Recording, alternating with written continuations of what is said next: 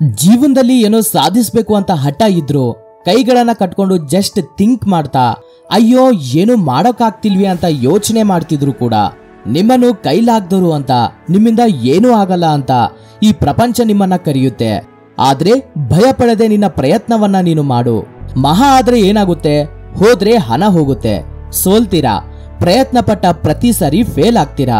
ಹೀಗೆ ನೀವು ಜೀವನದಲ್ಲಿ ಬೆಳೀತಿರುವ ಪ್ರತಿ ಸಾರಿ ಎಲ್ಲರೂ ನಿಮ್ಮನ್ನ ನೋಡಿ ಅಸಹ್ಯ ಮಾಡ್ತಾರೆ, ಅವಮಾನಿಸ್ತಾರೆ ಅಂತಾನೆ ಅಲ್ವಾ ನಿಮ್ಮ ಭಯ ಪೂರ್ತಿ.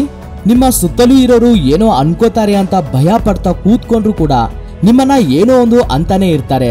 ಇದೆಲ್ಲ ತಲೆಯಲ್ಲಿ ಇಟ್ಕೊಂಡು ನಿಮ್ಮ ಪ್ರಯತ್ನವನ್ನು ಆರಂಭದಲ್ಲೇ ನಿಲ್ಲಿಸಿದ್ರೆ ನಿಲ್ಲೋದು ನಿಮ್ಮ ಜೀವನವೇ ಹೊರತು ಅವರ ಜೀವನವಲ್ಲ. ನಿಮ್ಮ ಬಗ್ಗೆ ನೆಗೆಟಿವ್ ಆಗಿ ಮಾತನಾಡೋರ ಬಾಯಿ ಮುಚ್ಚಿಸಬೇಕು ಅಂದ್ರೆ ನಿನ್ನಲ್ಲಿ ಇರ್ಬೇಕಾಗಿದ್ದು ಸಾಧಿಸುವ ಛಲ, ಧೈರ್ಯ, ಗೆದ್ದೇ ಗೆಲ್ತೀನಿ ಅನ್ನೋ ನಂಬಿಕೆ. ಇವು ನಿನ್ನಲ್ಲಿ ಇದ್ರೆ ಈ ಸೃಷ್ಟಿ ಪೂರ್ತಿ ನಿಮಗೆ ಶಿರಬಾಗುತ್ತೆ. ಅವ್ರೇನ್ ಅನ್ಕೊಳ್ತಾರೇನೋ ಇವ್ರೇನ್ ಅನ್ಕೊಳ್ತಾರೇನೋ ಅಂತ ಅನ್ಕೊಂಡು ನಿನ್ನ ಪ್ರಯತ್ನವನ್ನ ನೀನು ಬಿಡ್ಬೇಡ. ಯಾರು ಏನೇ ಅನ್ಕೊಂಡ್ರು ಜೀವನದಲ್ಲಿ ಸೋತ ಪ್ರತಿ ಸಾರಿ ಮತ್ತೆ ಧೈರ್ಯದಿಂದ ಎದ್ದು ನಿನ್ನ ಪ್ರಯತ್ನವನ್ನು ನೀನು ಪ್ರಾಮಾಣಿಕವಾಗಿ ನೀನು ಮಾಡ್ತಾ ಮುಂದಕ್ಕೆ ಸಾಗ್ಬೇಕು. ಬೇರೆಯವರು ಅನ್ನೋ ಮಾತಿಗೆ ನಿನ್ನ ಸಮಯವನ್ನ ವೃಧಾ ಮಾಡಬೇಡ. ಅಸಲಿಗೆ ಬೇರೆಯವರು ನಿನ್ನ ಮುಂದೆ ಬಂದು ಮಾತನಾಡೋ ಸಮಯವನ್ನೇ ನೀನು ಅವರಿಗೆ ಕೊಡಬೇಡ. ನಿನಗಿರುವ ಕೆಲವು ಸಮಯವನ್ನ ನಿನಗೋಸ್ಕರ, ನಿನ್ನ ಗೆಲುವಿಗೋಸ್ಕರ ಕೊಡು.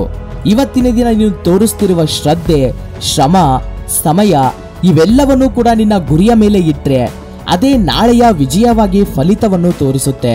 ನೀನು ಮಾಡ್ತಿರುವ ಪ್ರತಿ ಕೆಲಸವನ್ನ ಈ ಯೂನಿವರ್ಸ್ ಗುರುತಿಸುತ್ತೆ ಅಂತ ನೆನ್ಪಿರ್ಲಿ. ಈ ಸೃಷ್ಟಿಗೆ ಗೊತ್ತು ನೀನು ಮಾಡ್ತಿರುವ ಕೆಲಸಕ್ಕೆ ಎಷ್ಟು ಪ್ರತಿಫಲ ಕೊಡಬೇಕು ಅಂತ.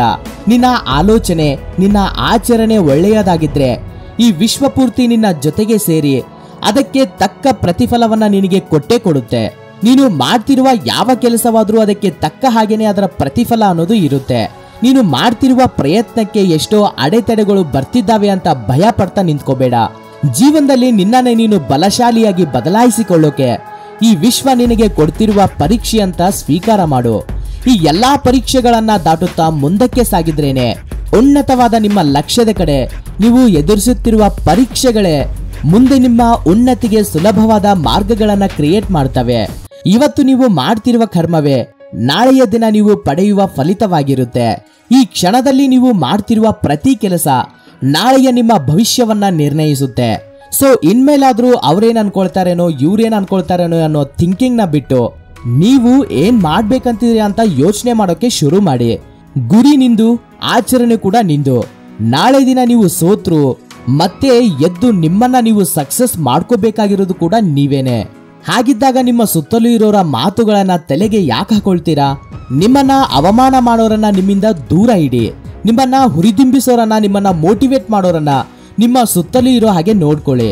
ನೀವು ಜೀವನದಲ್ಲಿ ಬೆಳೆಯೋದಕ್ಕೆ ಮಾಡುವ ಪ್ರಯತ್ನವನ್ನ ನಿಲ್ಲಿಸೋಕೆ ಎಷ್ಟೋ ಜನ ಪ್ರಯತ್ನಿಸ್ತಾರೆ. ಆದ್ರೆ ಅವನ್ನೆಲ್ಲ ದಾಟುತ್ತಾ ಒಂದೊಂದೇ ಹೆಜ್ಜೆನ ಮುಂದಕ್ಕೆ ಇಡ್ತಾ ನಿಮ್ಮ ಕೆಲಸವನ್ನ ನೀವು ಮಾಡ್ಕೊಳ್ತಾ ಹೋಗಿ. ಜೀವನದಲ್ಲಿ 80% ಜನ ಎಲ್ಲಿ ಸೋಲ್ತಿದ್ದಾರೆ ಗೊತ್ತಾ? ಯಾರು ಏನ್ ಅನ್ಕೊಳ್ತಾರೇನೋ ಅನ್ನೋ ಆಲೋಚನೆ ಮಾಡ್ತಾ ಕೂತ್ಕೊಂಡು ಭಯ ಪಡ್ತಾ ಏನು ಸ್ಟಾರ್ಟ್ ಮಾಡದೆ ಅಲ್ಲೇ ನಿಲ್ತಿದ್ದಾರೆ. ಯಾರು ನಿಮ್ಮ ಜೊತೆಗಿದ್ರು ಇಲ್ಲದೆ ಇದ್ರು, ಯಾರು ಸಹಾಯ ಮಾಡಿದ್ರು ಮಾಡದೇ ಇದ್ರು, ಯಾರು ನಿಮ್ಮನ್ನ ಗುರುತಿಸಿದ್ರು ಗುರುತಿಸದೇ ಇದ್ರು ಸರಿ, ನೀವು ಮಾಡ್ತಿರುವ ಪ್ರಯತ್ನ ಮಾತ್ರ ನಿಲ್ಬಾರ್ದು. ನೀವು ಮಾಡುವ ಪ್ರಯತ್ನದಲ್ಲಿ ಲೋಪ ಇಲ್ಲದೆ ಇದ್ರೆ ನಿಮ್ಮ ಫಲಿತದಲ್ಲಿ ಯಾವ ರೀತಿಯ ಕೂಡ ಲೋಪ ಇರೋದಿಲ್ಲ. ಒಂದು ವಿಷಯವನ್ನ ನೆನ್ಪಿಟ್ಕೊಳ್ಳಿ, ಯಾರು ಏನೇ ಅಂದ್ರು ಅನ್ನದೇ ಇದ್ರು ಈ ವಿಶ್ವ ನಿಮ್ಮನ್ನು ಯಾವಾಗ್ಲೂ ನೋಡ್ತಾನೆ ಇರುತ್ತೆ. ಈ ವಿಶ್ವದ ನಿಯಮದಿಂದ ಯಾರೊಬ್ಬರು ತಪ್ಪಿಸಿಕೊಳ್ಳೋಕೆ ಆಗಲ್ಲ. ನೀವು ಮಾಡುವ ಆಲೋಚನೆ, ನೀವು ಮಾಡುವ ಪ್ರಯತ್ನ, ನೀವು ಇಡುತ್ತಿರುವ ಹೆಜ್ಜೆ, ನೀವು ಮಾಡ್ತಿರುವ ಕೆಲಸ, ಕೊನೆಗೆ ನಿಮ್ಮಲ್ಲಿ ಇರುವ ಭಾವನೆಗಳನ್ನು ಕೂಡ ಈ ವಿಶ್ವ ಯಾವಾಗ್ಲೂ ಗಮನಿಸ್ತಾನೆ ಇರುತ್ತೆ. ಹಾಗೇನೆ ಅದಕ್ಕೆ ತಕ್ಕ ಹಾಗೆ ಪ್ರತಿಫಲವನ್ನು ಕೂಡ ಕೊಡುತ್ತೆ. ಈ ಸೃಷ್ಟಿಯ ನಿಯಮದಿಂದ ಯಾರೊಬ್ಬರು ತಪ್ಪಿಸಿಕೊಳ್ಳೋಕೆ ಆಗೋದಿಲ್ಲ. ಸೊ ಈ ಒಂದು ವಿಷಯವನ್ನ ನೆನ್ಪಿಟ್ಕೊಂಡು ನಿಮ್ಮ ಪ್ರಯತ್ನವನ್ನು ನೀವು ಮಾಡ್ತಾ ಮುಂದಕ್ಕೆ ಸಾಗಿ ನಿಮ್ಮ ಜೀವನವನ್ನ ಬ್ಯೂಟಿಫುಲ್ ಆಗಿ ಬದಲಾಯಿಸಿಕೊಳ್ಳಿ ಅಂತ ಹೇಳ್ತಾ ಇವತ್ತಿನ ಈ ವಿಡಿಯೋವನ್ನ ಮುಗಿಸ್ತಾ ಇದ್ದೀನಿ. Thank you for watching this video. ಜೈ ಹಿಂದ್.